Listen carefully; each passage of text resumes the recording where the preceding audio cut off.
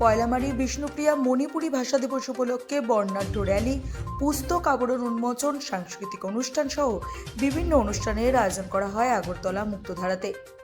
উপস্থিত ছিলেন ত্রিপুরার মন্ত্রী টিঙ্কু রায়। ব্যুরো রিপোর্ট, রাত নিউজ নেটওয়ার্ক।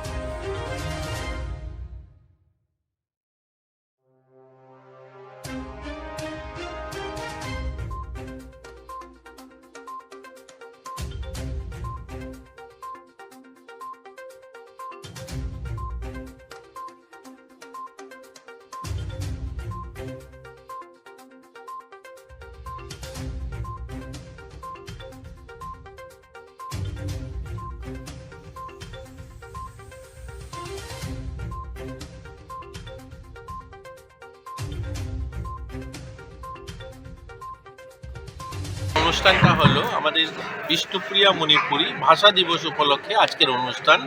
এটা রাজ্যে প্রথমবারের মতো, অর্থাৎ প্রায় 30 বছর পর যখন এটা ঘোষণা করা হয়েছিল এই ভাষা দিবস, তার প্রায় 30 বছর পর আজকে প্রথমবার নিখিল বিষ্ণুপ্রিয়া মণিপুরী যে অর্গানাইজেশন ত্রিপুরার শাখা, ওনারা আজকের এই অনুষ্ঠান করছেন। তো আজকে আমারও ভালো লাগছে, আমিও প্রথমবারের মতো এই অনুষ্ঠানে আসতে পেরে।